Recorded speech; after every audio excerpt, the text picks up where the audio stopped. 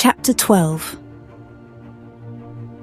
There are a few things in this life which scare the shit out of me and leave me as a broken mess. And being chased and attacked is one of them. I have been chased countless times till now. From the time I tried running from Landon's pack, to running from rogues. And even today, running from these angry bitches. I can see the stitches on my leg opening, the blood from the wound flowing down my leg, to leave a trail on the Italian tiles behind. But I don't stop. I just couldn't. My hands were holding the wall as I struggled to move forward. Tears of pain are brimming my eyes. "Stop, you bitch!" I heard them scream and I looked back. They looked ready for a kill, their eyes still changing color. Damn, man. Why do I have to make enemies wherever I go? Too lost in looking behind me. I was unaware of the group of men coming towards us in front. Dressed in format, discussing packing business. The second I looked in front, my eyes widened as I saw the one in the center, just a few meters away from me. His eyes widened, and next I knew, my frail body landed on him as we crashed. I expected us to fall behind under the force of the crash, but instead he stands like a wall, his arms coiled around my waist and holds me up, stopping me from falling. Startled, I looked up to see his calm blue eyes already staring back at me. His jaw hardened and his aura powerful. Pushing him back, I was going to stumble back when he held my arm tightly, balancing me. "Careful," he said, and our eyes connected again. The man was handsome, and I couldn't help feeling shy about our awkward encounter. "Beta Jason," I heard Bailey and others following behind me exclaiming. Lowering their heads, they bow, and my heart thuds in my chest. "Beta? Oh God, I am dead now." I lower my gaze, moving my hands behind my back and bow like others, feeling a heat to rise in my neck and above as his state still lingers on me. "What is the meaning of this?" he asks lowly, dismissing the two men behind him. They leave immediately after nodding. Bailey and the others exchanged a look of horror, and I just clenched my dress tightly, not daring to look up. Beta Jason actually... This girl here refuses to do her work. She, the headmistress, said to punish her, but she ran from there. Lies. All lies. Bitches in every true sense. I am sure I will be punished for this now. He doesn't say anything, letting the mysterious aura around him envelop us.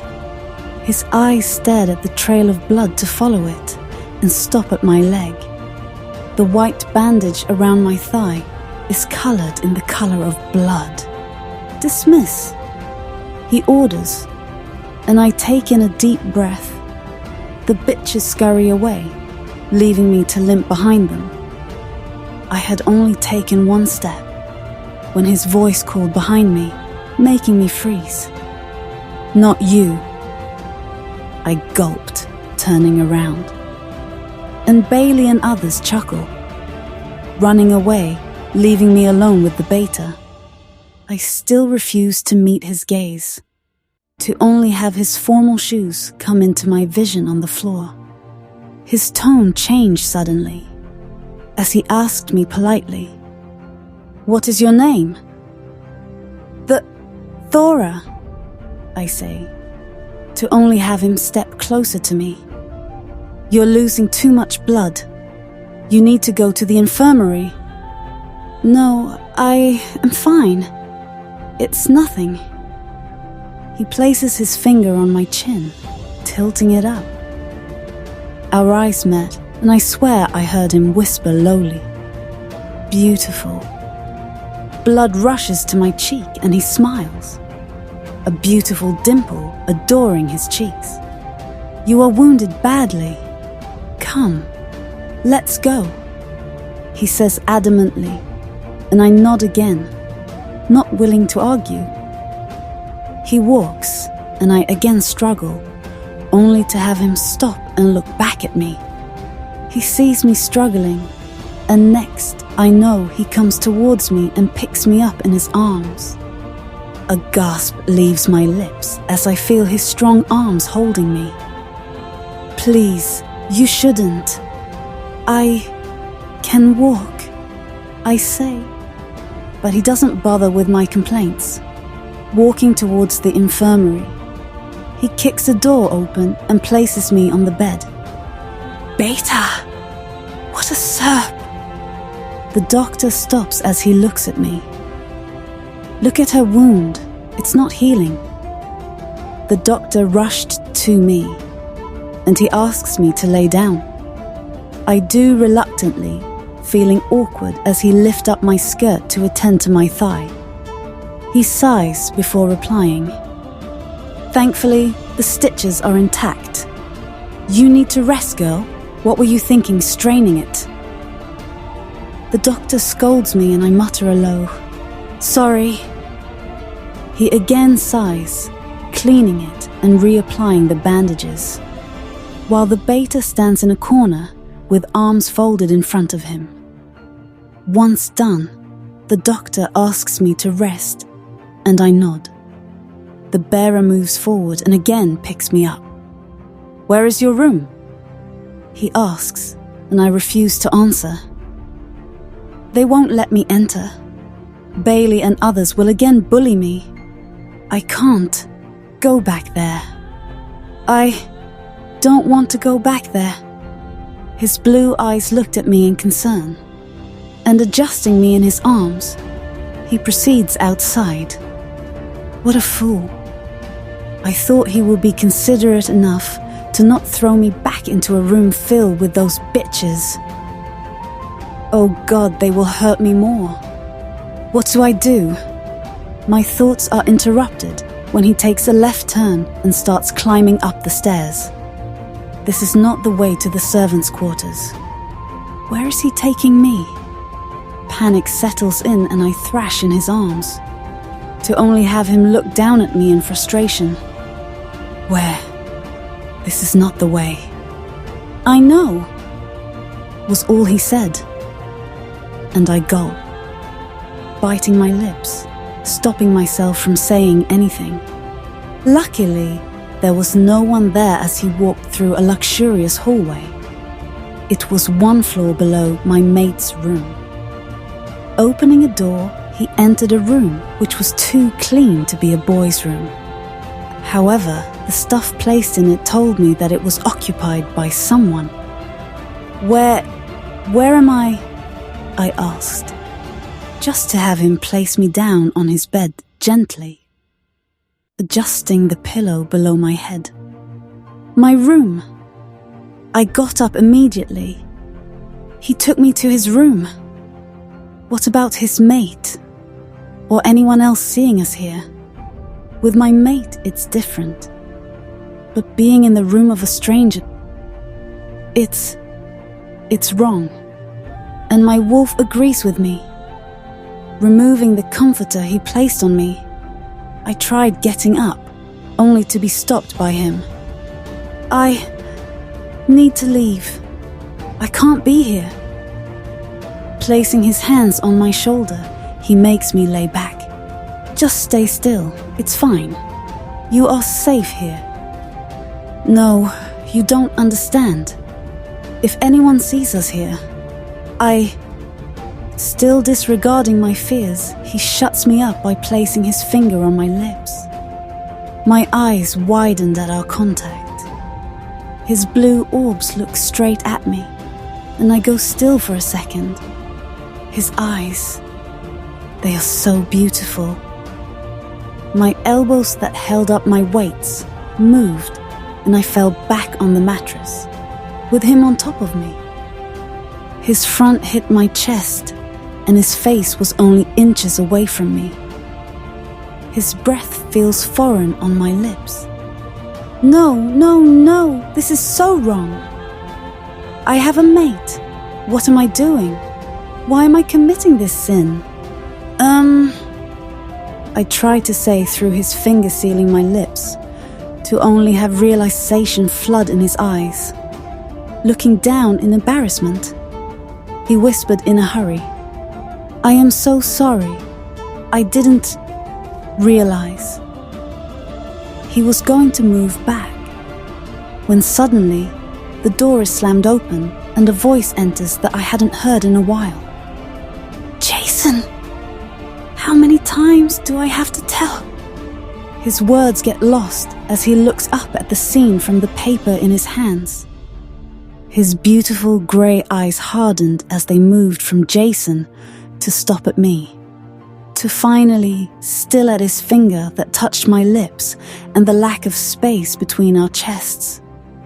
I saw the paper crumbling in his clenched fists. I saw the colour of his eyes changing. I saw the look of betrayal flashing in his eyes. But before I could open my mouth and explain to him something, he looks up at Jason with his ice-cold eyes and seethes. Finish your shit and meet me in my office. Jason moves back from me to stand up and nod at him. His aura is nothing compared to Vulcan's deadly one. Yes, Alpha, but we were... He doesn't let him complete. Showing him his hand, he looked at me from top to bottom one last time with disgust.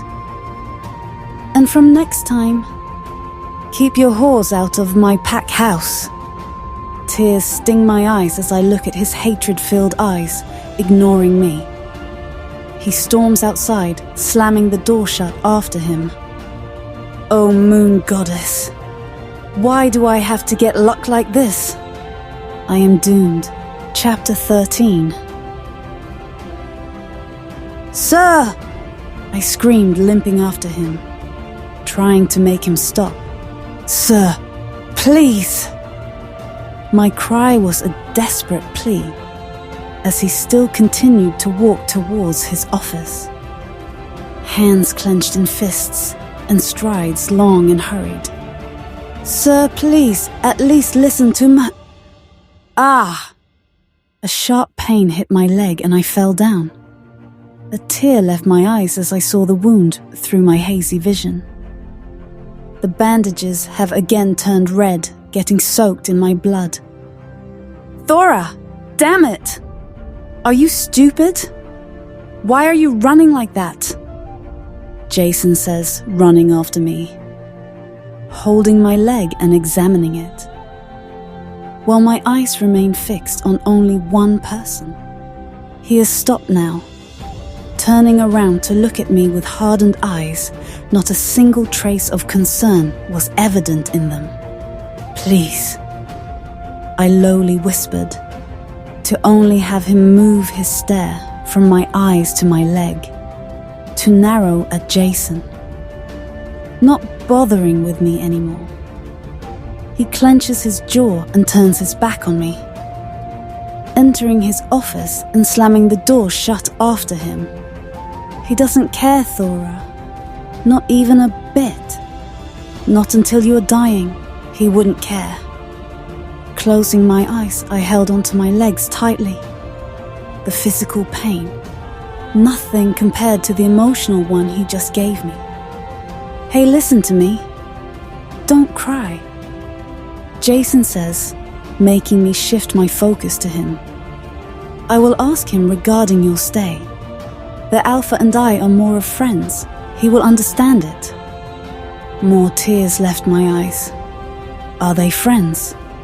It's worse then. Trust me, Thora. You can stay. Come. Let's take you back to my room. I held his arm, stopping him from picking me up. I can't...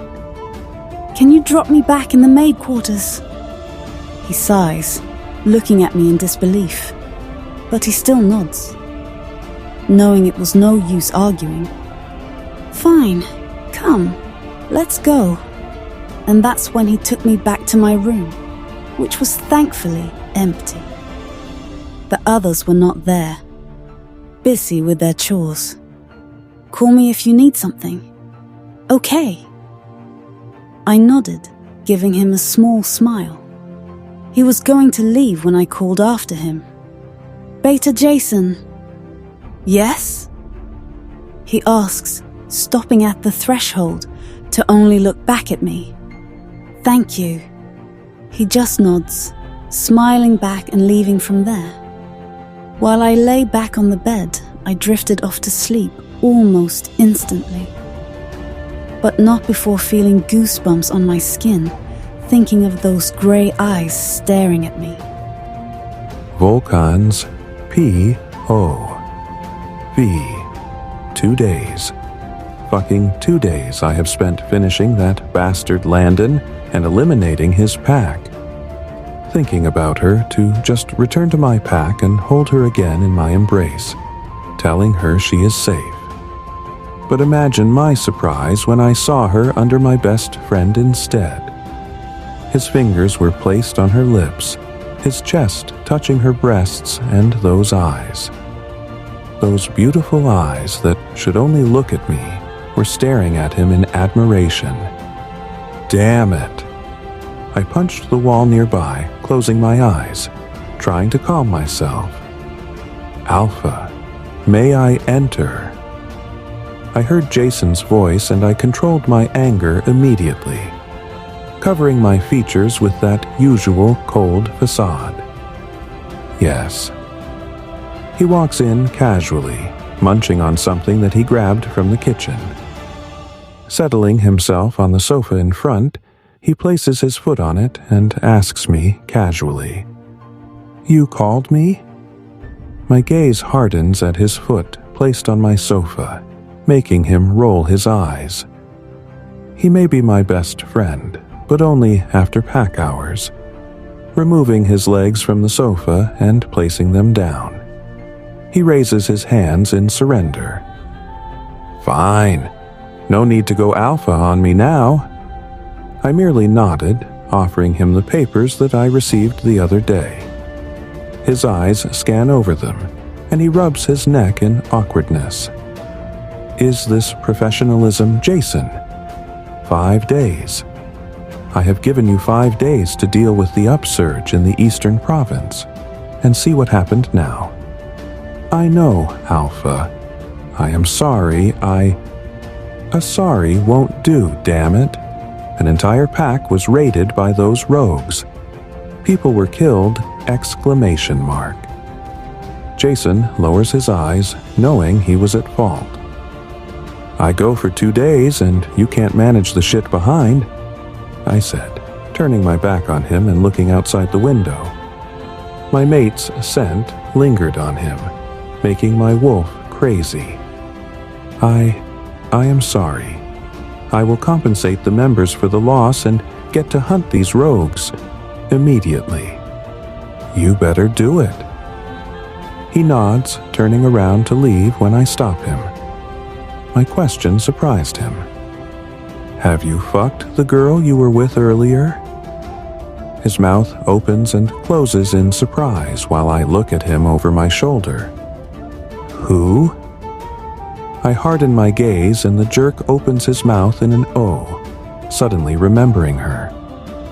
Oh, Thora? My stare was enough to make him continue. No, I just met her. I know you admire my flirting abilities a lot, but even a playboy needs some time to convince a girl and get in her pen. I showed him my hand, asking him to shut his trap. And he does, biting his lip and giving me his infamous smirk. What a jerk. Stay away from her. I don't need my beta to associate with the maids now. But Vulcan, she is damn hot, ma. I said no, Jason. Stay the fuck away from her. He sighs to suddenly look up at me with that twinkle in his eyes, rushing towards me like an excited kid. Wait a minute. Could it be that the Vulcan is attracted to a girl? Is that why you are stopping me from associating with her? I give him my cold stare and arrange the papers on my table, ignoring him. Now that I remember, isn't she the Omega you brought from another pack a few days back? Fuck, bro, you actually like her. Sighing, I looked up at him in irritation. Are you done? Come on, Vulcan. Tell me, I am your best friend. I thought you said you wouldn't be associated with a girl unless she is your mate. Wait a minute. Is she your mate? He almost screamed in surprise, and I leaned back on the chair, looking up at him. Get out, Jason. I have work to do. But who said he was going to drop it anytime soon? Pulling a chair, the bastard instead gets seated, waiting for the gossip like a teen girl in high school. Yes, she is. Holy shit, you asshole. Why didn't you tell me? Damn, it calls for a celebration. We have finally found our Luna. Now I get it, why I felt so protective of her. Stop right there, Jason. I cannot accept her. All the excitement drains from his face, like he has been hit by an avalanche. But why? She is perfect. There was silence for a few minutes when I finally answered him. She is defiled. And he looks at me with widened eyes, not believing me. Not only that, the pack members of her previous pack called her a slut. She was Landon's bed warmer, Jason. I cannot accept a girl like her as my mate. And if this is not enough of a reason, she is a human. She can't even protect herself, let alone leading this pack and serving as the Luna. There is silence, as Jason ponders over the newfound information. Is this why you went to eliminate Landon's pack out of the blue?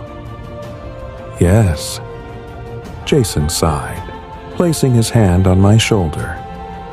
I am sorry, man. I didn't know. But maybe you can give her a chance.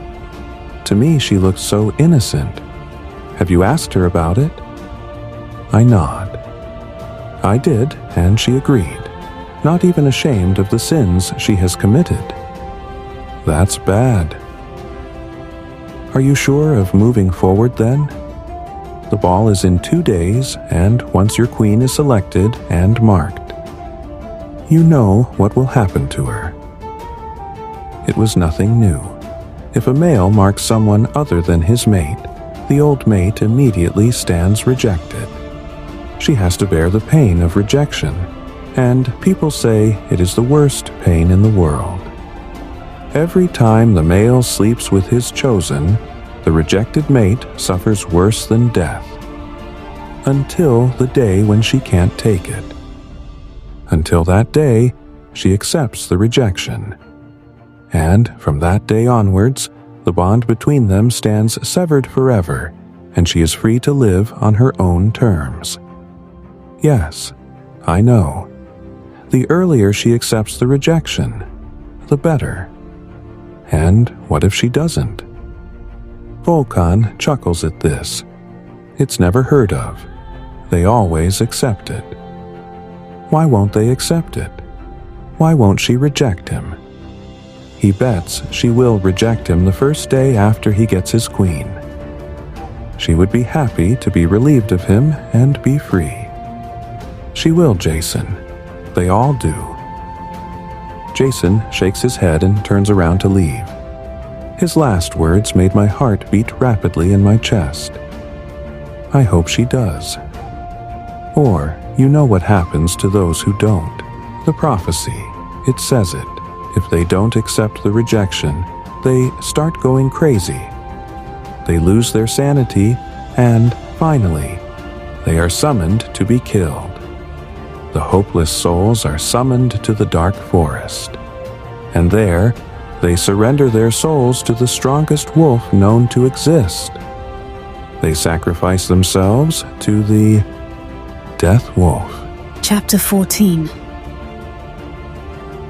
Thora, come here. I adjusted the curtains held in my hands on my shoulder to look back at Sally. Yes, ma'am. Coming. Moving towards her. I see her offering me a bunch of flowers. I hold them with great difficulty. Looking up at her, waiting for her next order. Separate them into bunches of 3 and fix them at an equal distance. On the stand up there. I nodded, looking up at the stand. It was an arch entrance under which the couple would enter. It has to be decorated with different colors of flowers and leaves. Sighing, I just nodded. There was so much work to do with the ball being tomorrow. No one cared if my wound was still healing. I was allotted duties, and trust me, they were a long list of them. What are you thinking, girl? Hurry up, we don't have time. The Alpha will be here any second to inspect our work. I gulp, nodding. The Alpha? I haven't seen him for the last 1.5 days. I wanted to explain to him, to tell him that there was nothing between Beta Jason and me. But every time I tried approaching him, I was shown the way out. It seemed he didn't care. And why would he? I was just a weak human who he was waiting to reject. Just a nobody he wanted to get rid of. Looking around at the lavish hall, I see lots of workers busy arranging everything. It was his special day. Everything had to be perfect. I chuckled to myself, mocking my destiny. I, the real Luna, is here, working as a maid preparing for her own mate's ceremony. Could life be more tragic? Breathing heavily, I adjusted the standing ladder and got on top of it. My legs were wobbling, as my thigh was still burning. Picking up the flowers, I start arranging them in bunches, making a bunch of 2 white and 1 pink in the center. Placing them to make sure everything is perfect. That's where the stage will be. And here, you will enter from this side. The organizer told Vulcan as he merely nodded, looking around at the preparations being carried out at full swing, with hands behind his back. Unaware of my stare at him from above, I continued doing my work, taking hidden glances at him every few seconds. One day without seeing him seems to be long, like a year. And what about the food? Who is arranging it? I hope you have received a list of the delicacies to be offered. Yes, Your Majesty. That is all taken care of. The best caterers in the world have been hired. Good, he said, turning around to leave, when his eyes met mine. I immediately lower them, feeling warmness to rush up my neck and cheeks. He stops, and my heart leaped in my chest. Shit. Why did you have to stare at him, Thora? Any problem, sir? I met his grey eyes, and he just stared, looking right into my soul. The usual emotionless look plastered on his face. The flowers are not at a proper distance. Move this bunch forward here, he says, pointing to a bunch further away from my reach. He is doing this deliberately. I can see that hidden smirk on his face. Hey you, girl. Didn't you listen? Move them, the organizer says sternly, and I just nod, looking into Vulcan's challenging eyes. I move forward to adjust it, almost at the edge of the ladder, but still manage to do it. Sighing in relief, he just nodded, moving further to continue the discussion with the organizer, while I get down, dusting my clothes and looking around, my eyes still taking hidden glances at his back. Should I approach him? Is there a chance he will change his decision now? I am ready to train, to do anything he says for him to accept me. Will he give me a chance? Gulping, I stepped forward with my hands behind my back. You can do it, Thora. What if you were not born strong? We can train and gain strength. We can do anything to be suitable and deserving of him. I was lost in thought when I saw two men carrying a big cardboard box, when, suddenly, one stumbles on the wires and falls back. His frame landed on the ladder I had just climbed on before, and next I know it came crashing down. Its metal frame was heavy, and it could harm anyone.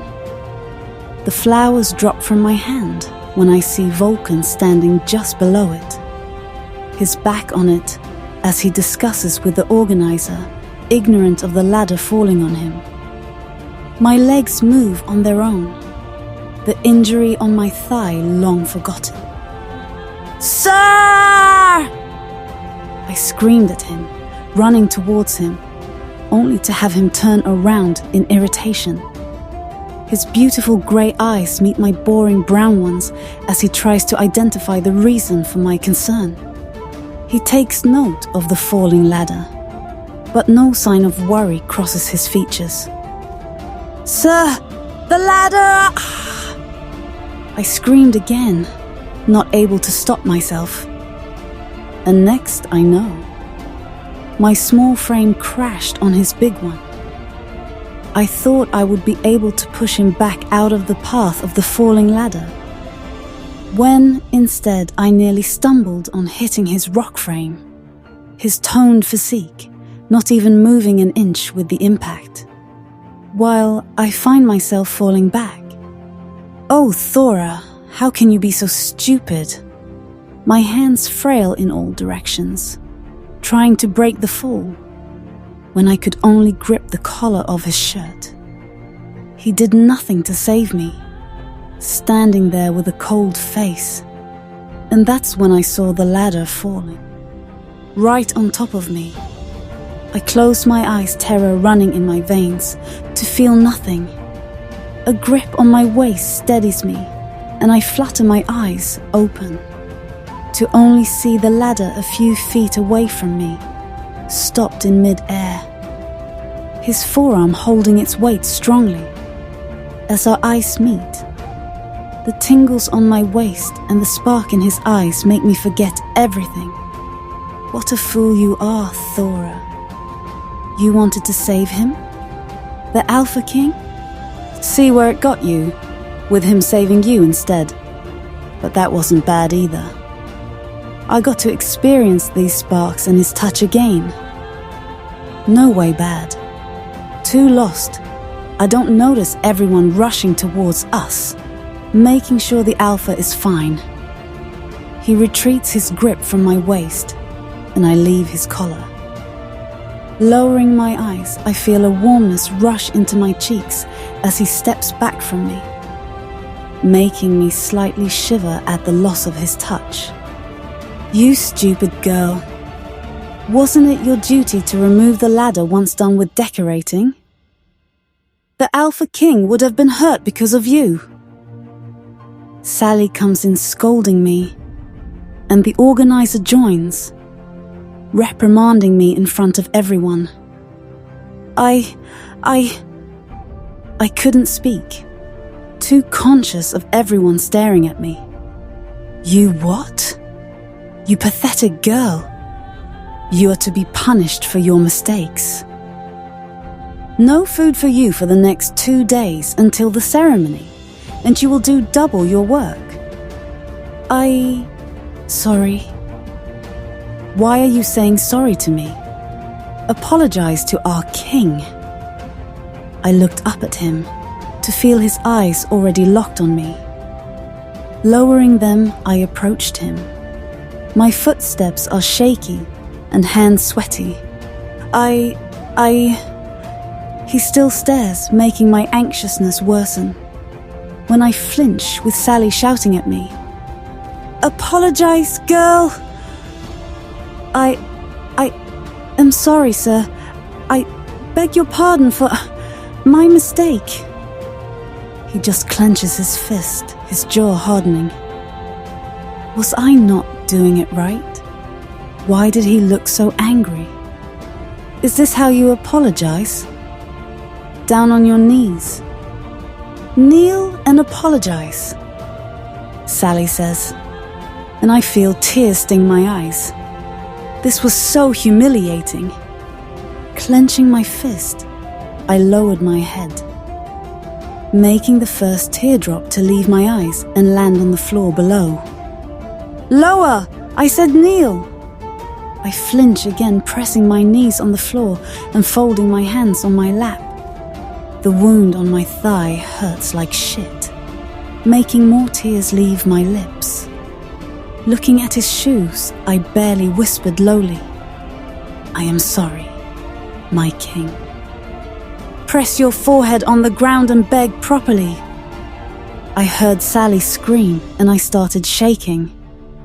Blood coloring the bandages again, the condition worsening the more I stayed like this. Placing my palms on the ground, I was going to touch my forehead on it when I saw his shoes moving back from me. Surprised, I looked up to see him looking down at me with his usual coldness. His hands clenched tightly at his sides. "That's enough."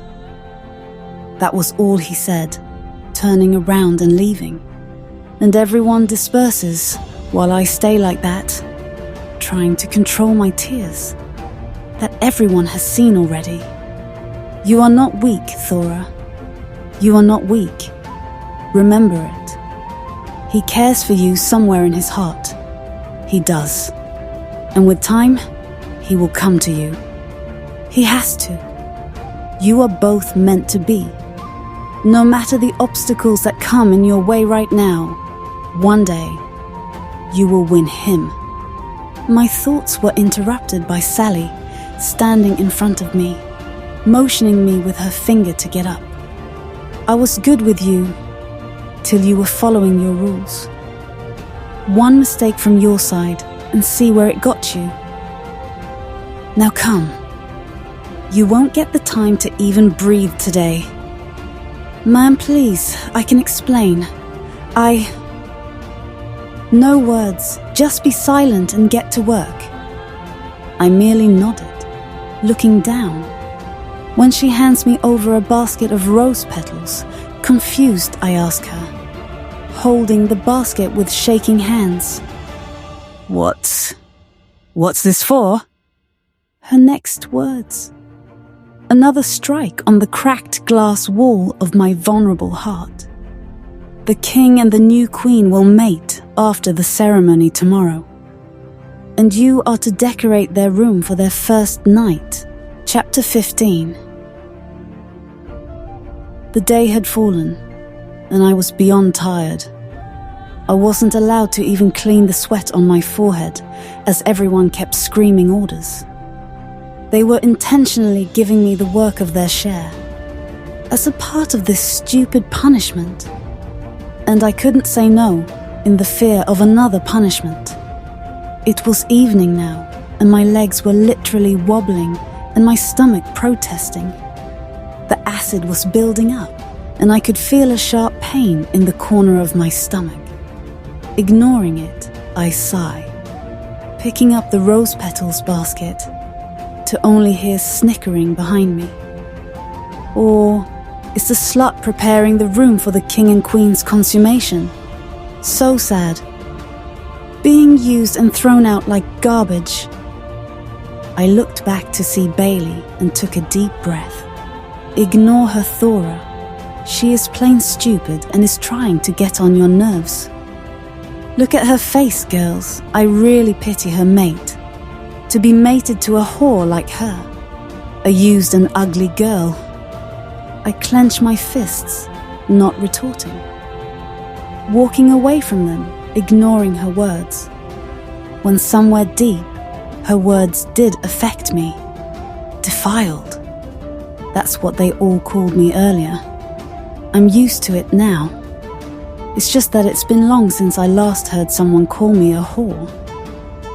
Landon would call me that every day, and I seemed to have forgotten how it felt. Until now. Shaking my head and ignoring the thoughts, I knocked at the door, hoping for the room to be vacant, to only hear his husky voice instead. "Come in!" I gulped, stepping in, to only feel his hardened stare at me. His emotional eyes shifted from the basket in my hands to my eyes. "Sir, I am here to decorate the room for your special night, tomorrow." He doesn't say anything, and I shift the weight from one leg to another, keeping my eyes fixed on the floor. "You may," he barely says, taking away his stare from my body, making me relieved. Getting settled on a sofa, he places one leg on the other, picking up some papers and getting busy with them. Looking around, I begin the decorations, lining the candles in the corners and decorating the place with roses. It took me around half an hour and the place was almost done. Except the bed. I stare at the bed, imagining the night my mate will have with his new mate tomorrow, and I feel a burning ache in my heart, my vision turning hazy as I stop my tears. Picking up the basket with rose petals, I gather the petals and try to make a heart in the center of the bed with them. Sitting in the corner of the bed, wary of him scolding me. But he was ignorant, looking too engrossed in his work to notice my baseless fears. Adjusting the corners, again the thought of them mating hits me, and a tear slides down my cheek to wet the heart of rose petals. Cleaning it with my shoulder sleeve, I got up, desperate to leave. My voice came out hoarse and low. "I am done, sir. I will leave now," I said, turning my back on him.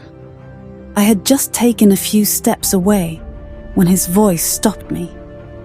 "Wait." I clench my fists. This can't be good. He will ask me about Jason, and he will again misunderstand me. "Your work is still incomplete." I turned around, looking at him in confusion.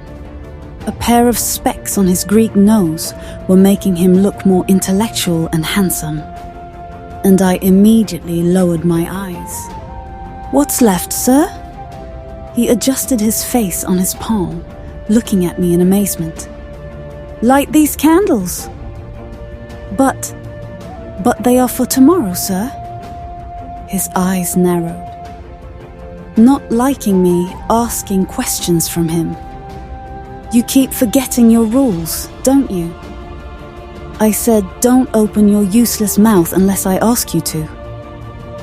I merely nodded, doing as he said. Lightening the candles, the room almost looked like a honeymoon suite now. "Anything else, sir?" He gets up instead, removing his specs and keeping the papers on the table. I stepped back almost instantly, afraid of what he was intending. When he moves in the other direction, it makes me take a calm breath. He must be testing for tomorrow. After all, it has to be perfect for his future queen tomorrow. No mistakes are to be made. My thoughts are interrupted when I see the lights around me getting switched off to bring in the light from the candles. My eyes widen when I see him pressing the switch to only approach me after it. "Aren't you a shameless girl, little mate?" he asks, his tone almost mocking. "I am not." He raised his eyebrows, stepping even closer. "Oh, really?" I nodded, to only feel the bed hit my knees behind. But he refused to stop stepping closer. What do I call a girl who comes to decorate her own mate's room with roses and scents? For him to fuck another woman? I moved my head in a no, lifting my hand, stopping him, to only have his chest hit my palm. No. They ordered me to. I wasn't given a choice. Who said you would be given it now? He says, moving his arm around my waist and pulling my frame to his. My breathing hitches as I stared at him. His other hand plays with my fringe as he moves it near his nose, taking a whiff. You're trying to seduce me by coming here, aren't you? Wearing this short dress, taking hidden glances at me every second, making excuses to get the duty to decorate this room, to come close to me. Please, I swear, I did. Shh, no more talking. I hate your quivering voice.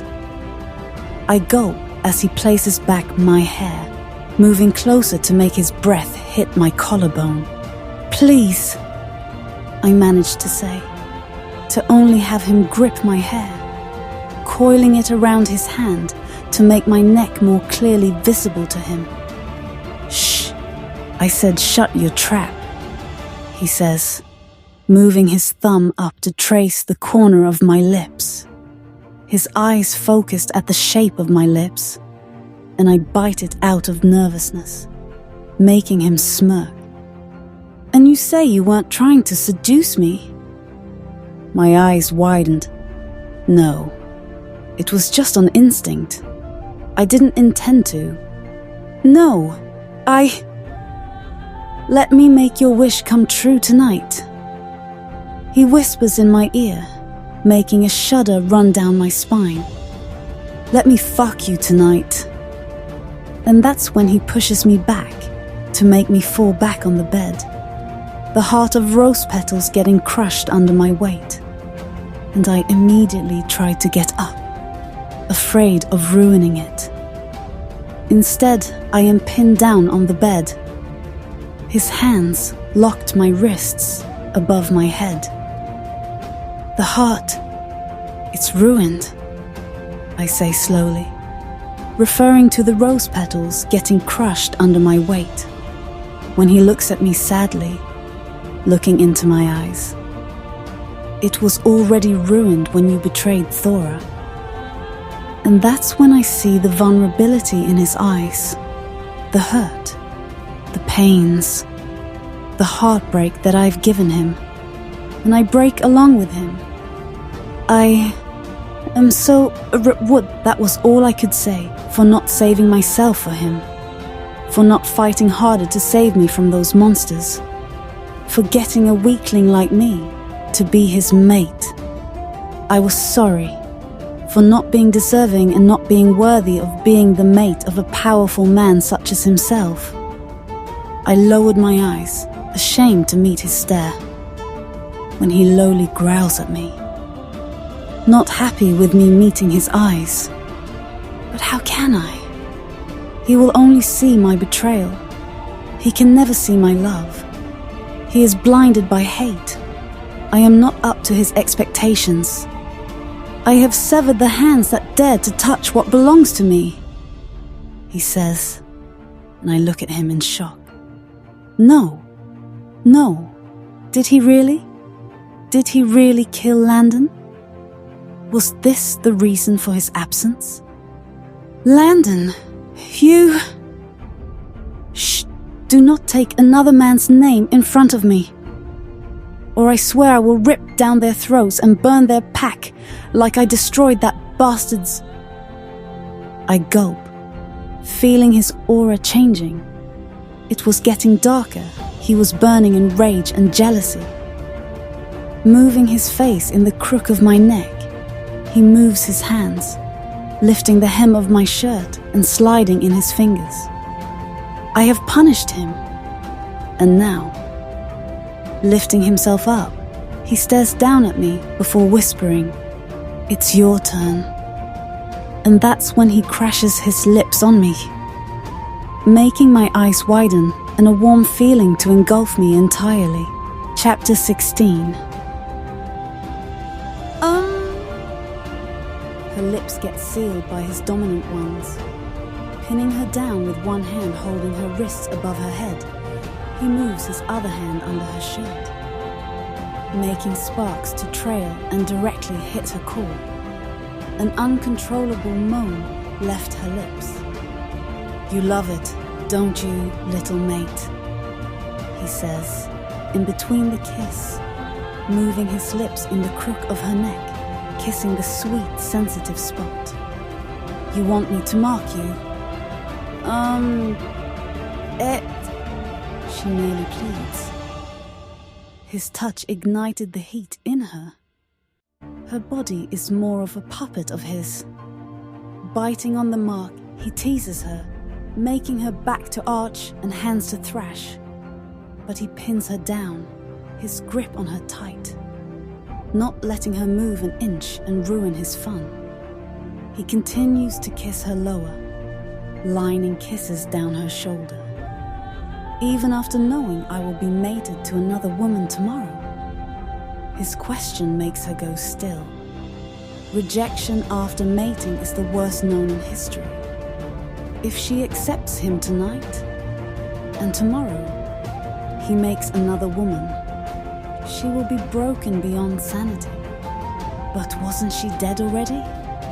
Nothing could hurt worse than that, could it?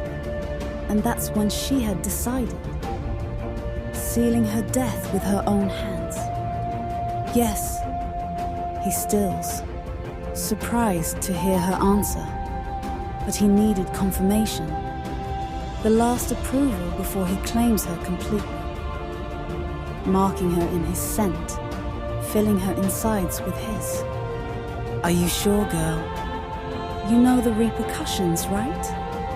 The heat between her legs. The urge was unstoppable. She could do anything for it to be quenched. Call her weak, but her body couldn't protest. She wanted her mate to be completely hers, even if it meant just for the night, even if it meant losing him forever after that. "Yes, I am sure," she says, looking into his dark orbs. "And next, she knows," he lowly growls.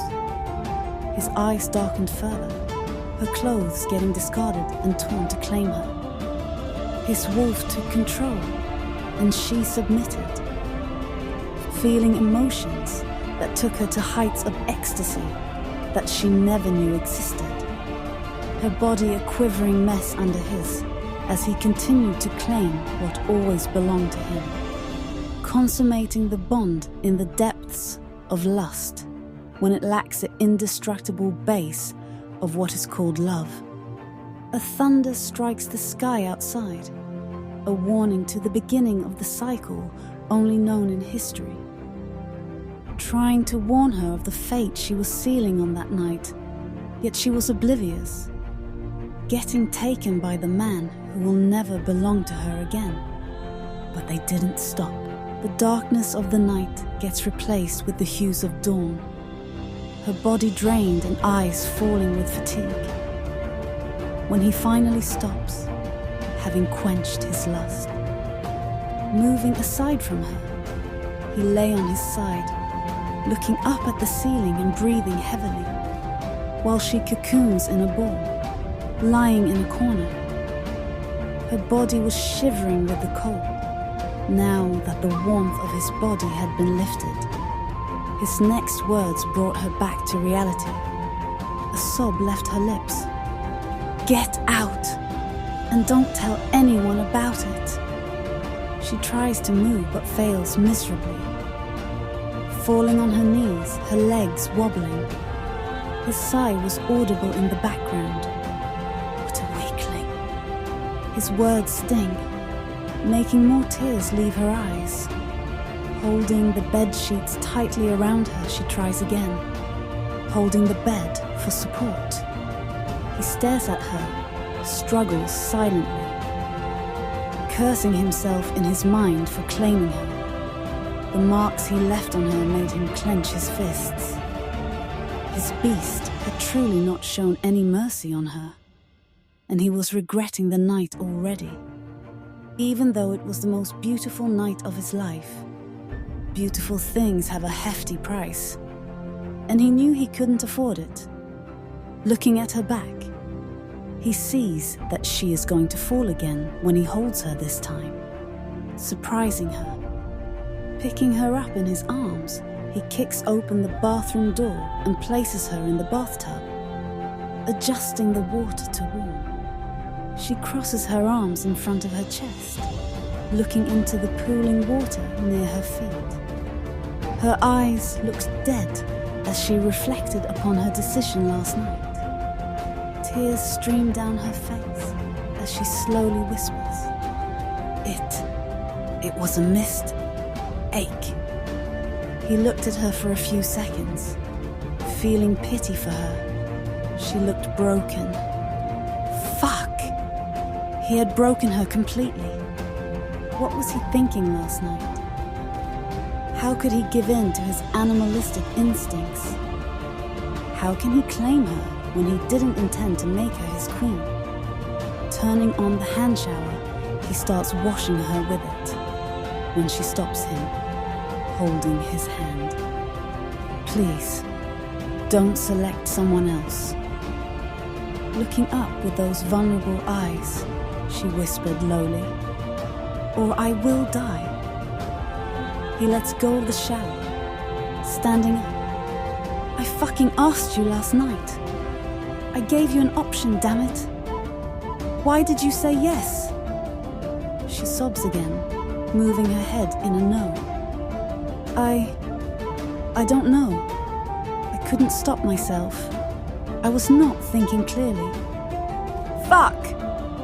He curses by punching the wall, making a hole in it, breathing heavily. Please, sir, I will do anything. I will try to be strong. Please accept me. He looks back at her, fire raging in his eyes. Just look at yourself, girl. You couldn't even survive a night with me. How the fuck will you survive a lifetime? You are too weak, Thora. I can't accept you.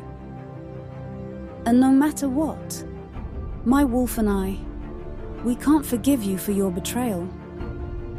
Last night, we got to confirm that you were already defiled. There is nothing left now. Tears stream down her eyes as she gets up, moving towards him while holding the wall. Her eyes were desperate and lips wobbling. Please, just one chance. I promise, I will make myself deserving of you. I will train to be an assassin. I will join the Assassin Academy.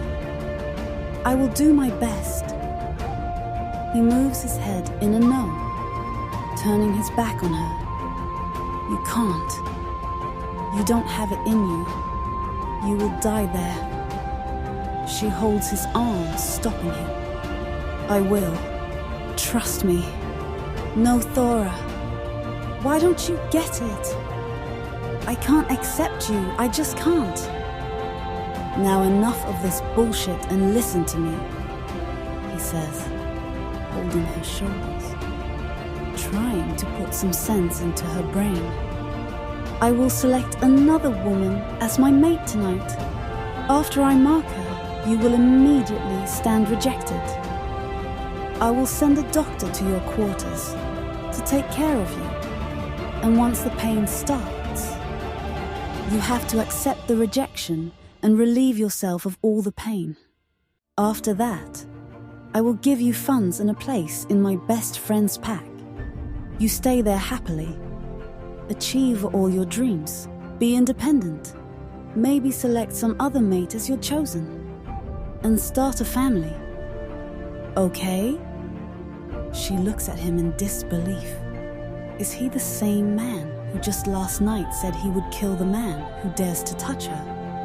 Is he the same man that made love to her? How can you say something like this? Accept your rejection. I won't. I would never. Shock covers his features as he pins her to the wall behind him, seething lowly at her. You will, Thora! You fucking will! She meets his stare, not looking like the vulnerable girl from last night anymore. I will, and no one is going to stop me. I will stay here, in front of your eyes, staring at you after you come back from fuck. Another woman, sleeping with other men in front of your eyes, making you feel how I will be feeling. Breaking you like you mean to break me. He sees red, coiling his fingers around her neck and pushing her head back on the wall. The grip is loose, yet controlling. You won't, girl. I dare you to... She smiles, showing him a side which he never knew existed. I will mate. I will. His grip tightens, but she refuses to lower her eyes. Not ready to submit to him this time. They continue to stare, when suddenly his eyes soften, making him lose his grip on her. Damn it! Cursing, he moves back to only see her sliding down without his support, and he held her. Her front touched his, as they both breathed heavily. Don't be stubborn. Accept it. I would hate to hurt you more. And that's when she looked up at him, with those innocent eyes, making his heart melt. I trust the moon goddess. If you are my chosen, I will die before I let you go. And that's when he steps back, letting her body slide down. You will accept the rejection, girl. You have to accept it. They all accept it. She gets up holding the wall, looking back at him. You still don't know me, mate. But one day, you will wish you did. That you did. Clenching his fist, he nodded, turning around to leave, when her words made him stop on the threshold. Best of luck for selecting your chosen. I hope you get a bitch as a mate. He stared at her with coldness. His reply made her smirk to widen. At least a bitch is better than a whore like you. The door slams shut, and she falls down on the floor, her hard front breaking to show the broken girl below. Tracing his mark on her neck, she looked up, trying to reverse the flow of the tears, promising to herself that, no matter what, she would not break by his rejection. She will not run away like other mates. She will stay, staring at him every day, making him regret each and every second of it. He won't relieve him by accepting his rejection. If she was going to hell because of him, she would make sure to drag him as well. She will show him how truly strong she is from the inside. And that day, he will know the true strength of Thora Valentine. Chapter 17. She walks down the halls, holding the walls, unable to walk properly. Her body was frail and tired. Hunger aggravated her condition further. She sees the celebrations going on in full swing downstairs, with staff running around decorating and preparing. Today was the day.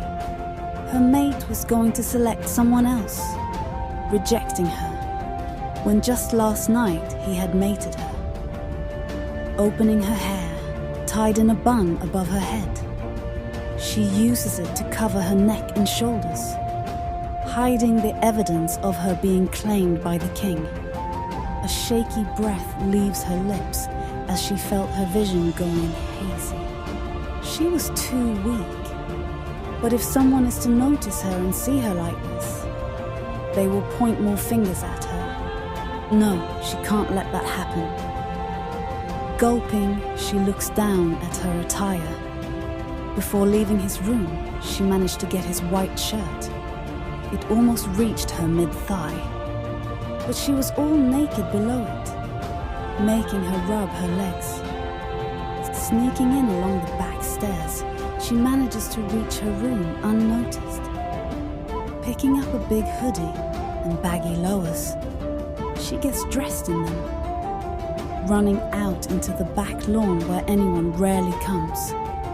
The most peaceful place in the pack house, determined to stay here and rest till the evening. Going further to the end of the lawn, she settles herself down, almost at the edge where the forest begins.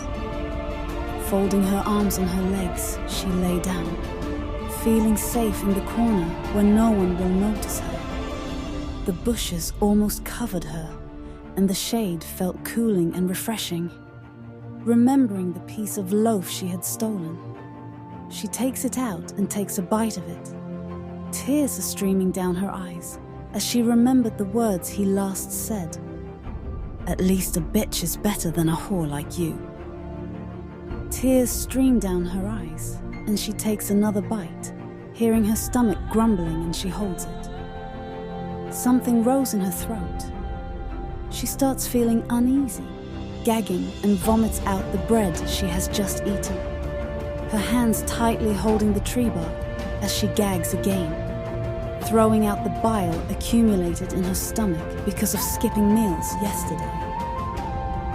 Darn it, I feel so gross, she says, stepping back from the mess, trying to find water, to see a tap running in a corner of the lawn. Using it, she rinses her mouth and washes her face. When a sharp pain hits her forehead again, the world started spinning and she sat down, to only have everything go blank. Darkness welcomed her, Vulcan's POV. I came back from the run, after letting out all the heat and frustration, entering my room and slamming it shut behind me. My eyes stop at the white sheets of our bed. They were still creased and entangled from last night's sex, and I couldn't help slam my fist on the wall. How can I forget my limits? How can I sleep with that weak girl? What was wrong with me? The spotless white sheets make my rage aggravated further. I was not the first one. She has done it before with someone else. The very image of her body entangled with someone else made me go mad. Uprooting the mattress, I threw it, kicking the furniture and creating a mess. I finally stop, seeing the room in a condition similar to mine. Broken, chaotic, ruined. The ticking clock wall, the only sound audible. I lean against the wall and slide down, holding my head in my hands. The visions from last night, of her below me moaning my name, giving me permission to fuck her. Her body shivering under my touch, her legs trembling as she... Fuck! Stop, Vulcan, stop. You are going to select another maid today. That girl is to be rejected today. Why are you still thinking about her? Looking around, I stare at the mess I have created. This shouldn't be like this. I shouldn't have mated with her, but I guess this is the reality now. The earlier I accept it, the better it is. I stood in front of the mirror, splashing some water on my face. Her eyes again flashed in front of me, making me hold the counter. How is she doing? Can she walk now? She looked so pale in the morning. I was too rough with her. Fuck. Jason, I called through my mind link, to hear him reply immediately. Yes, Alpha. The girl, Thora, can you check on her once? I am busy with... I already knew he was busy fucking with someone. Stopping him, I used my alpha tone. Right now, Jason? No excuses. He sighs in irritation, all grumpy. Fine, I will check once. Since when did you start caring for her anyway? Just do what I say. Fine. I am going now. Looking back at the mirror, I stared at my grey eyes one last time. Before storming out, I have a lot to do. After all, I was going to choose my future queen today. My wolf is as excited as me. However, we both can't lie that, even if it was for a few seconds, we were concerned about the girl who we are going to reject today. But this was the reality of life. The stronger survive and rise, while the weak struggle their entire life, trying to break free of the clutches to only land back from where they started. It's been 2 hours. I was adjusting my tuxedo, looking in the mirror, with my mind restless. He still hasn't found her. I wonder where she went. I'm sorry, Alpha. I searched everywhere. Even the petrol hasn't seen her, meaning she didn't cross the borders. Then where the fuck is she, Jason? She can't vanish in thin air. Can she? I will check again, Alpha. Number, leave it. You attend the guests. I will take care of this. Are you sure? Yes. This stupid girl has to get on my nerves today, also. Ending the mind link, I walked down to see everyone bowing, wishing me, and I barely nodded in acknowledgement. One of the guards approaches. Alpha King, the guests are here. They have been waiting for you. You go. I have informed Beta Jason to take care. He nods, leaving, and I took the back door, avoiding guests, trying to get a whiff of her scent. Walking around almost the entire house, finding nothing. Damn it! Where are you, Thora? Something started rising in my chest, and I was getting desperate. Where can she go? Where can she go? Her room. No, it has been checked. Forest. No, she knows it's too dangerous. Kitchen? No, she is absent from duty today. Frustrated, I walked towards the balcony, trying to get some fresh air. My hands resting on the railing to see it was almost evening now. Why am I so concerned about her? Because you are guilty for last night, my wolf says, and I roll my eyes.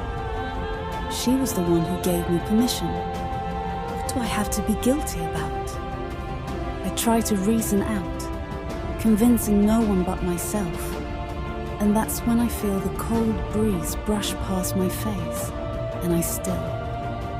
It's mild, but it's there. Her cherry blossom scent.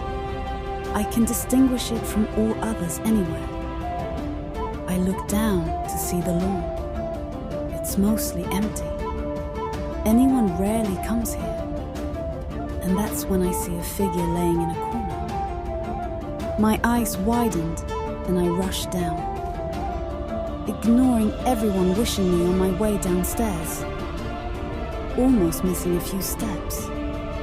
Rushing towards the bushes, I still. My footsteps slowed down. I go, moving closer to see a hooded figure lying in a corner, balled in a cocoon, a hand lying limp near the person's head. The same hand I held last night, the marks on her wrist, a reminder of my insanity last night. Thora, I said, rushing forward and rolling my body over, to see the ice I dreamed last night closed on me. An awful stink was coming from the place. Hey, I said, placing my hand on her cheek, to see her burning, her face red with suntan. How long has she been passed out here? I located the source of the obnoxious smell. She has vomited. My eyes stop at a piece of stale bread lying near her, and I wonder if this is what she has been eating.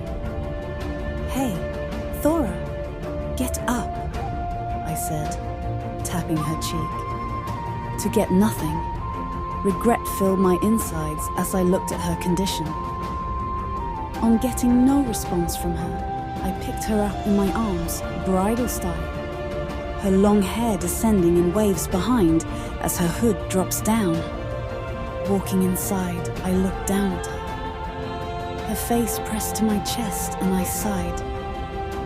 I was to choose my mate in an hour, and here I was taking care of this stupid girl, yet once again, I try hating her, but I don't know why. I keep getting drawn to her, irrationally, yet madly. Chapter 18. Thora's POV. I woke up to see myself in a guest room. My body felt weak as I immediately shot up, feeling dizzy all of a sudden. Where? Who brought me here? I felt something on my forehead, and I lifted my hand to see a wet cloth placed on my head.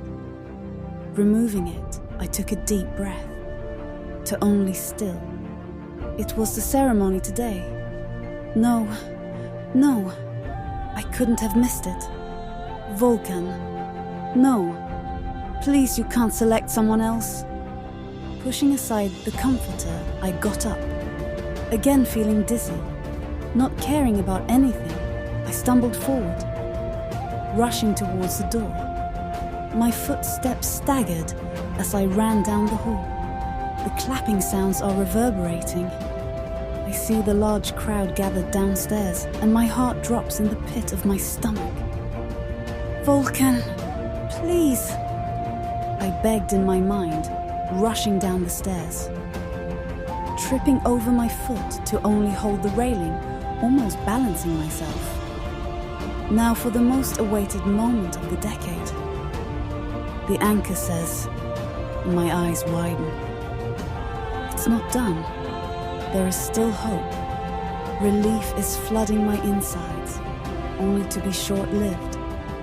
I would ask King Vulcan to present himself on the stage.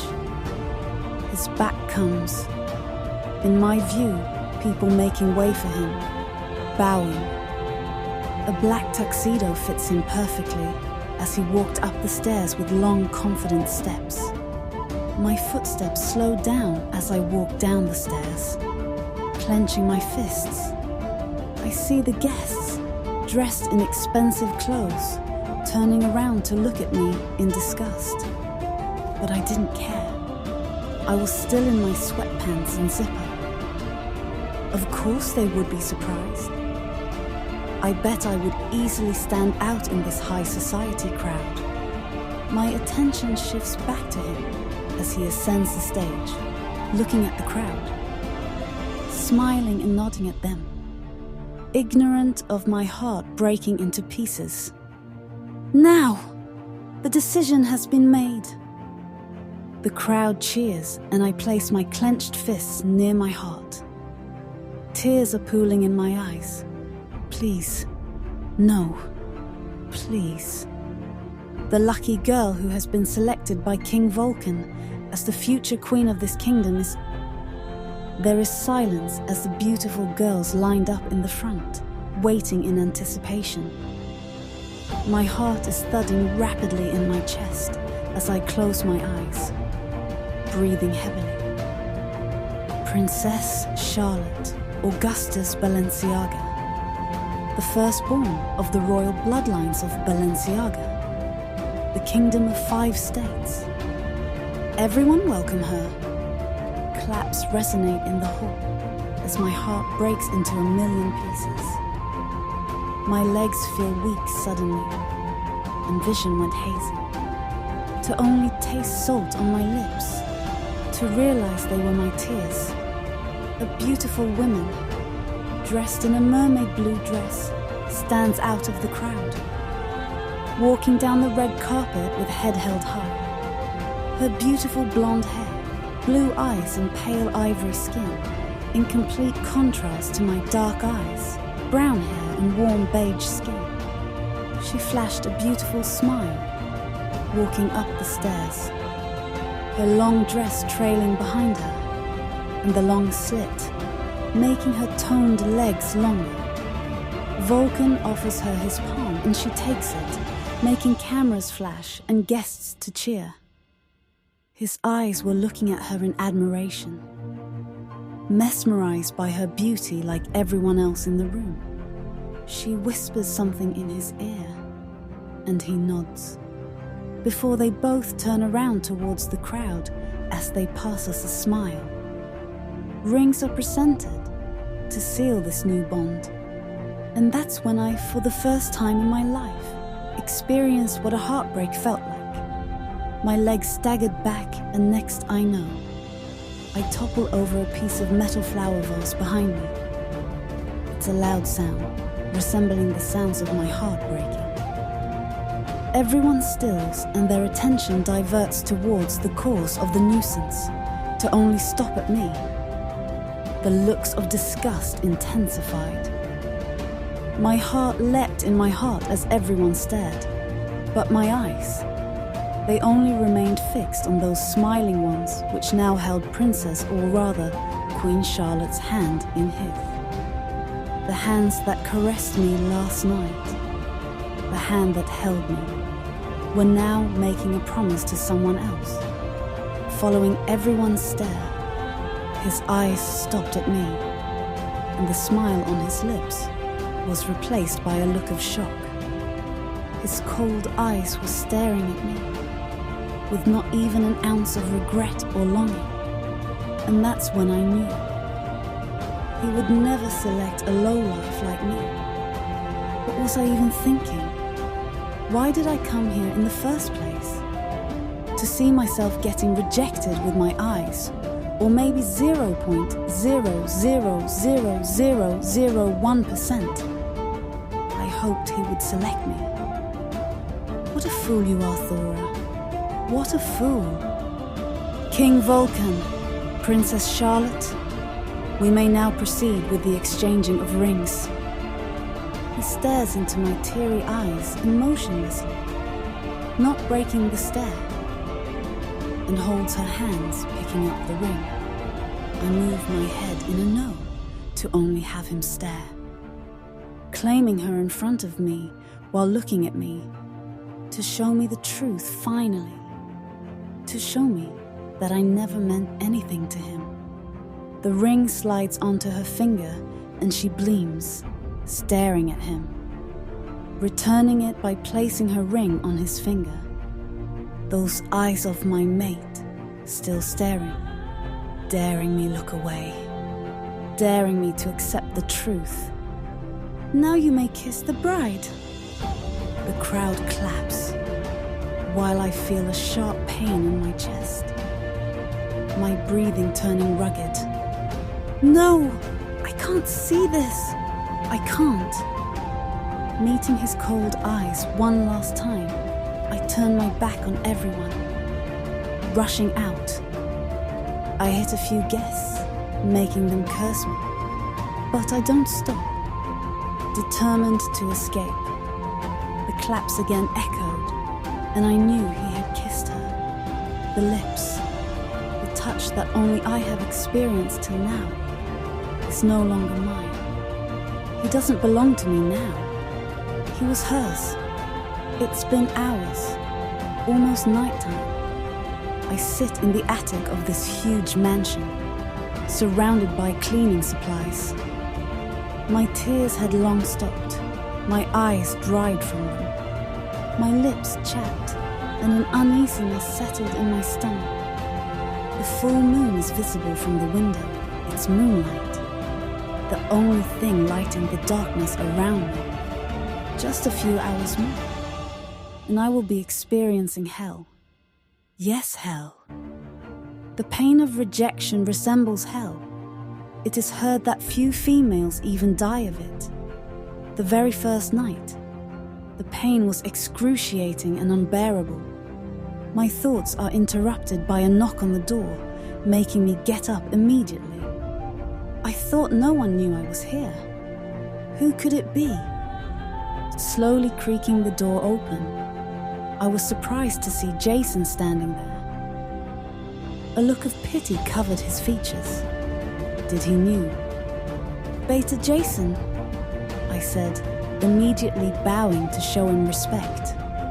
He nods, stepping in, to look at the poor surroundings.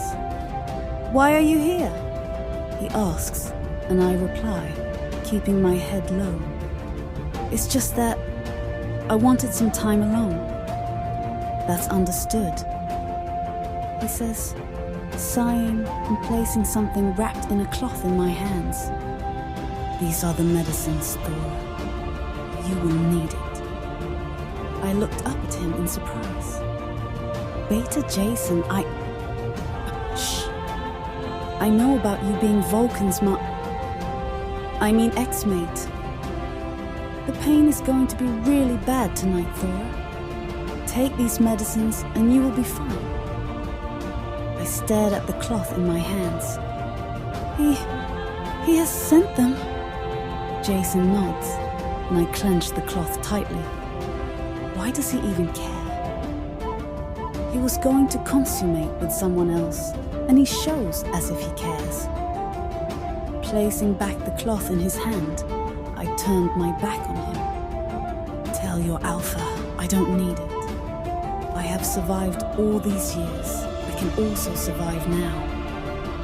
He sighs, almost pleading. "Thora! You don't understand. The pain. It's like something you have never experienced." I was asked to bring the doctor along, but I knew you wouldn't be comfortable, so I settled on them. "Please take them, Thora." I remained silent, looking at the moon from the window, desperate to be left alone. "Fine, keep them there. You may leave." He sighs, saying sorry and leaving, while I pick up the medicines to throw them in a corner in frustration. Care? The fuck I need his care now. Breathing heavily, I lock the door, getting ready for the pain, picking up a cloth and stuffing it into my mouth. The screams are going to be unbearable, but I will make sure no one hears it. Not even me. Next, I pick up a water bucket and fill it with cold water, making the temperature almost mind-numbing. I stare at the chains lying in a corner and pick them up, bolting my hands in the large metal claps and locking them. I was almost done, with my body immobile enough to not hurt myself during the heat. The cold water bucket, enough to make me dip my head in it, to numb my brain and senses. And the cloth to silence my screams. I was ready, leaning my head against the wall and staring at the moon, cursing my fate. When the first wave hits me, marking the beginning of my journey to hell. Chapter 19. A warmness hits my core, strong enough to make me close my legs. The emotions I felt last night resurfaced. But tonight, he will not come to quench them and take me to ecstasy. Tonight he will feel her and claim her instead.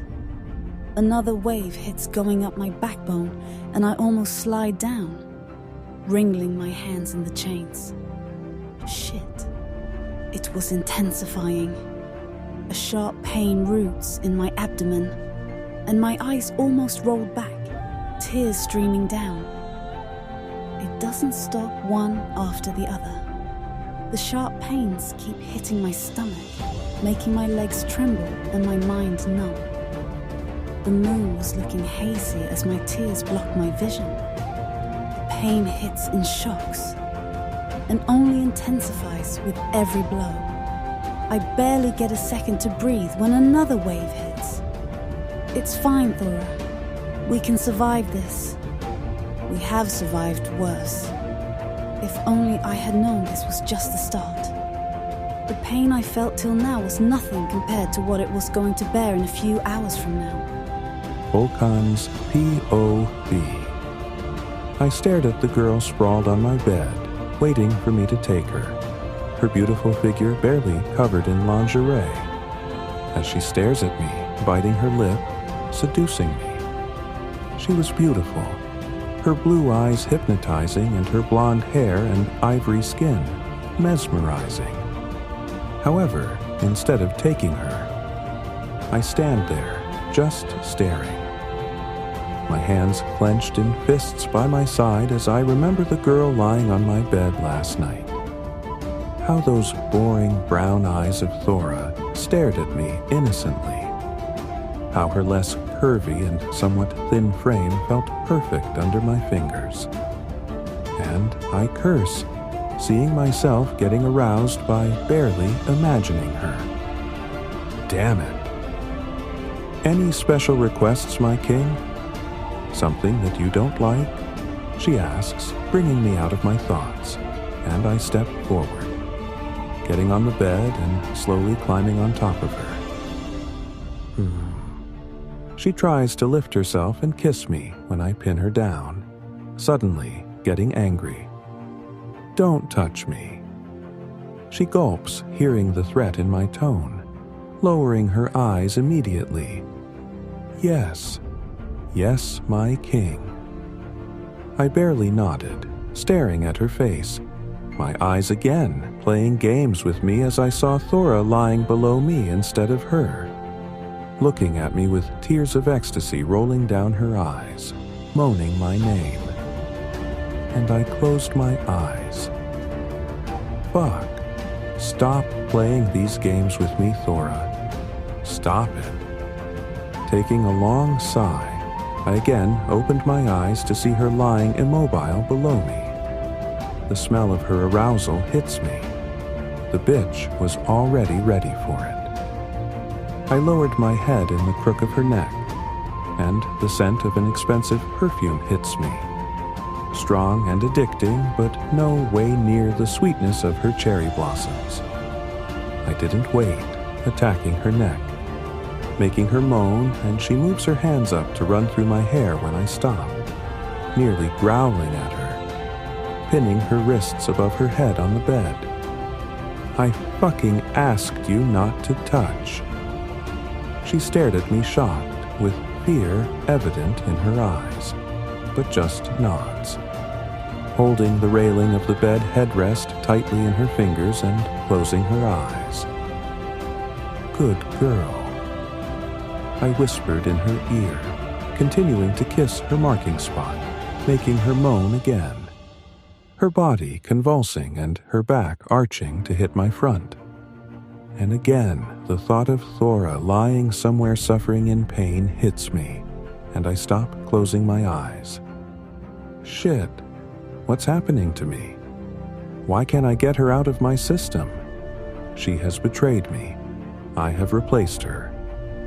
Then why the hell am I thinking about her?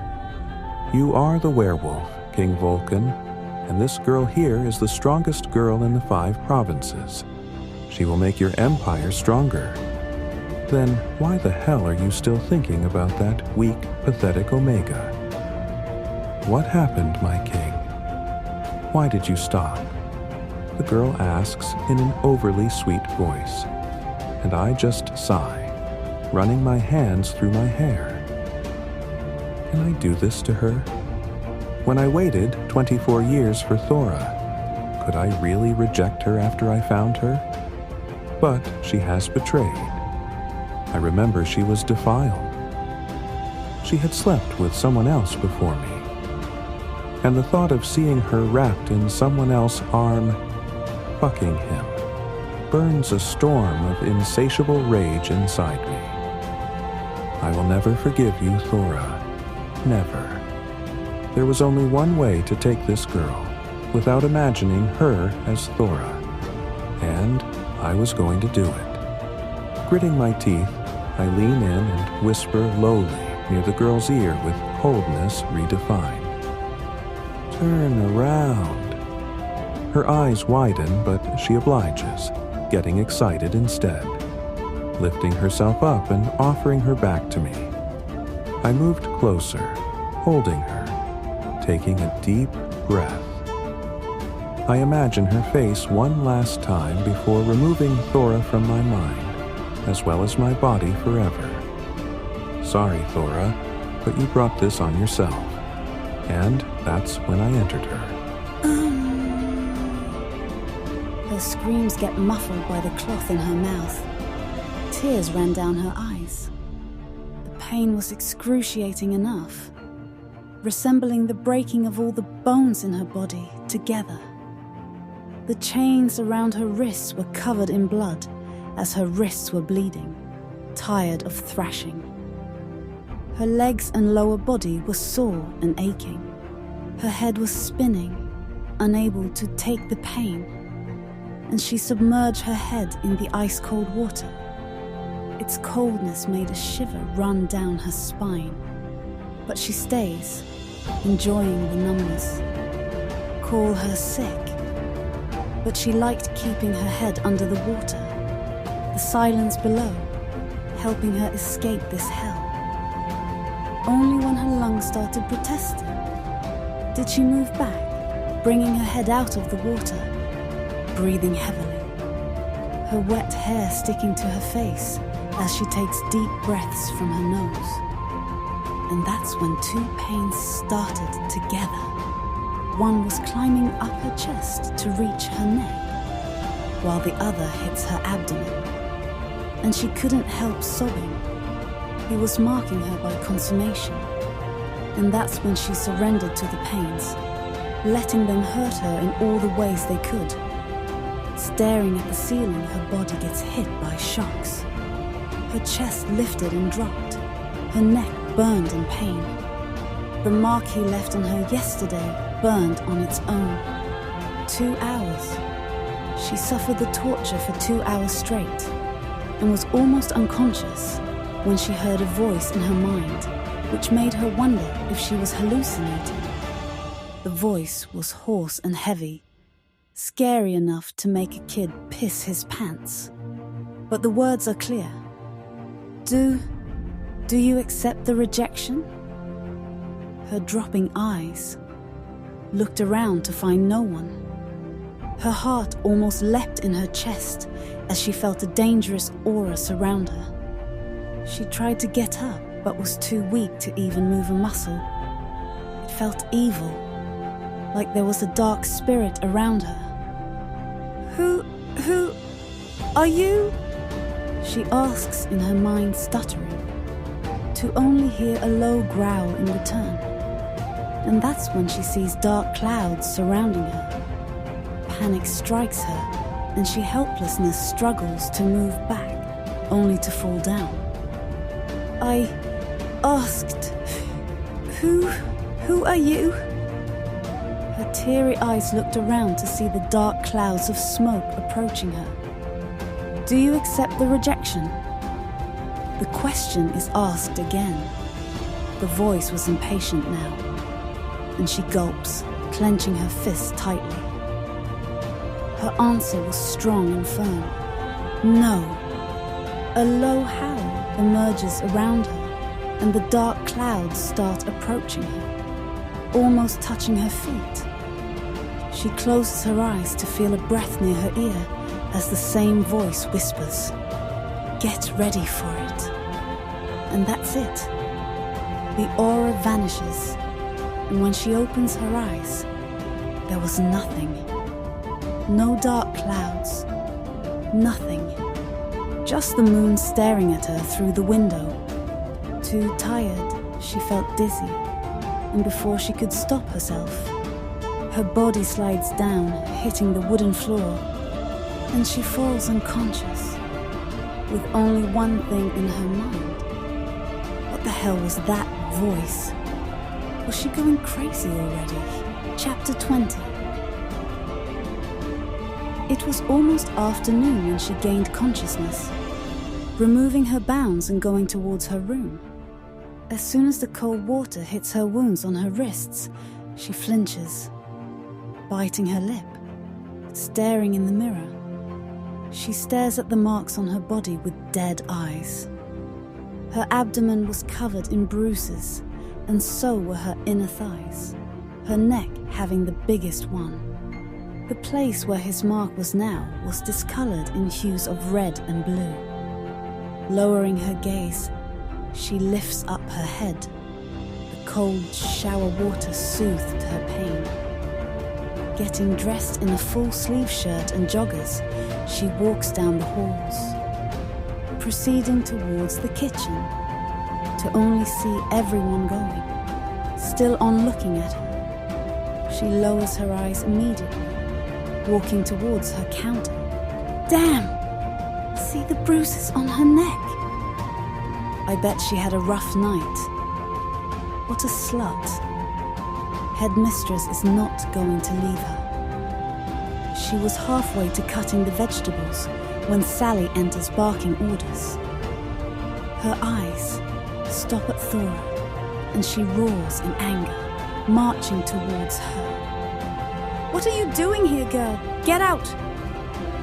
Ma'am, I am sorry, Thora whispered in her hoarse voice, her words a stuttering mess. You disappear from the estate without applying for leave, going absent on such an important occasion. Do you think you own this place where you can come and go whenever you wish to? Thora moves her head in a number, not meeting her stare. You are fired, Thora. Pack your bags and leave right now. Ma'am, please, I'm sorry. I was not well, Sally's eyes moved towards her neck, her anger flaring. Not well, huh? What's there on your neck? Ma'am, Before she knows, Sally pulls on her shirt to bring the bruises on display. Remove your shirt. Thora tightens her grip on the shirt material, nearly pleading. Please. I said remove it. Now, or I will ask others to remove it for you. Thora unbuttons her shirt, and as soon as it drops down her shoulders, gasps are heard. The bruises on her skin make them question her morals. So, is this what kept you preoccupied?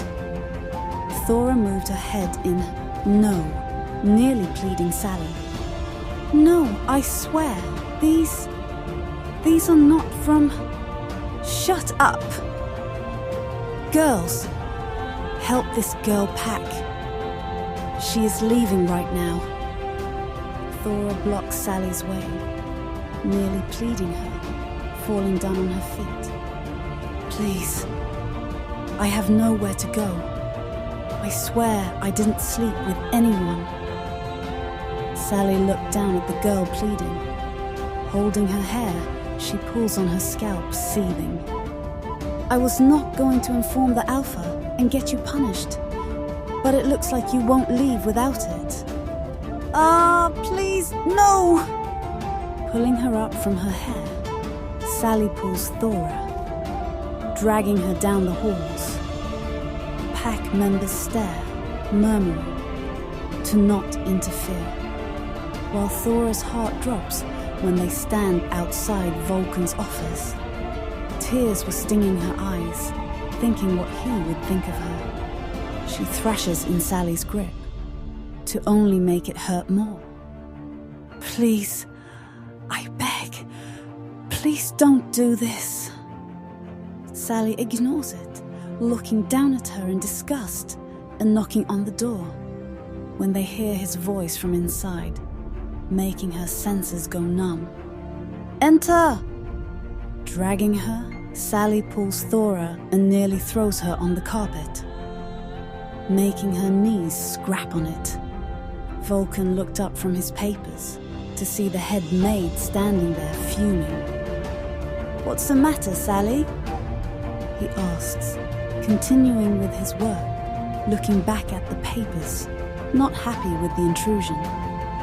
Apologies for disturbing you, Alpha, but this maid here refuses to leave. That's a petty matter, Sally. You know I don't attend to them. Sally bows before continuing. I know my king.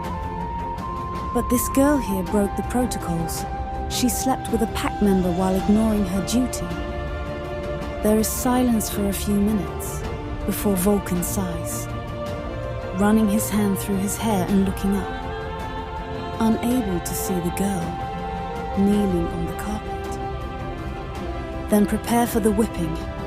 There can't be any exceptions. Thora looked up in disbelief, seeing him unaware of her presence. He can't. How can he? I didn't. Please. She whispers desperately. And that's when Falcon's eyes looked down to stare at her. His eyes widened, unable to believe this. How? Why wasn't he able to sniff her? Confusion covers his features as he sees her state. With the shirt wrongly buttoned, a big bruise veiled below the shirt's neck. He clenches his fist, narrowing his eyes at her. Leave, he says lowly, and Sally pulls Thora's hair, trying to drag her out. When he nearly shouts at her, not her! You leave, damn it! Sally flinched in shock, unable to understand his sudden change in temperament. Her hands left Thora's hair to stop back from her. Sir, but the girl... Vulcan's cold eyes looked up at the head maid, and she gulped, lowering her head and bowing. I'm sorry. I will take my leave. Sally leaves, closing the door, while Thora clenches her fists, placed in her lap. Her heart was thumping, and her body sweating. She sees Vulcan approaching her, his polished shoes coming in her eye vision on the carpet. Stand up, he says, and she does, holding the floor, balancing herself. His stare at her was deadly, making terror fill her insides. Alpha, I dash. She didn't get to complete when he pulled on the front of her shirt, making the buttons uproot and drop on the floor. Her widened eyes met his to see him staring at the bruise on her neck. His eyes narrow, and a nerve tricking in his forehead. He doesn't stop there, uprooting the other buttons. He looks down at her abdomen. She holds his wrist, trying to stop him when he holds her wrist instead, making her flinch. Nearly pulling the shirt from her body, he drops it on the floor, and she stands there feeling exposed and vulnerable. The bruises, all visible. The wounds on her wrist were bleeding again. He just stares, unless he speaks lowly in anger. You didn't take the medicine I sent you. The struggles of last night made her close her eyes. He was the reason, because if his rejection she suffered like this. What was she afraid of now? It's not like he will kill her more than he already has. No, she speaks, gaining courage to meet his eyes. The devil was dancing in her innocent orbs, making Vulcan step closer to her. Why? And her answer was what made his heart beat faster for a second. I love the pain. It's what keeps me alive. He steps closer, seeing red. Aren't you very audacious, little girl? Your body is shivering. Your wolf is not healing. Your scent is almost non-existent. And instead of taking my favor and keeping the pathetic excuse of a life you have, you stand here saying you love the pain. She hums, shrugging her shoulders. It's the truth. Don't bother to do me any more favors, Alpha. You have already done enough. That's it. He turns her around, pinning her down on the table. Her eyes, refusing to lower down in submission. Accept the rejection, girl, or I will make you do it. She scoffs, her lifeless eyes looking at him. I won't. I would like to see you try. They stare at each other, when suddenly, he slams his fist on the table next to her head. A cracking voice is heard, but she doesn't shudder, laying still like dead. His voice came out helpless. Why are you doing it, Thora? Why? Please set us both free from this when it was never meant to be. She just stared, and he thought she would agree, when she surprised him instead. Why do you care, Vulcan? You have already rejected me by mating with your female. You are free now. I am no longer your destined. She slightly pushes him back, surprising him, picking up her tattered shirt and covering herself with it, to only stop at the threshold hearing his voice and look back at him over her shoulder. Think again, Thora. If this continues, you will die. He says, almost pleading with soft eyes. Her answer, not what he expected, leaving him flabbergasted. I already died last night, my king. You shouldn't bother yourself with lowlifes like me from now on. And that's when she leaves, banging the door shut behind her, making him feel the taste of his own rejection for the first time.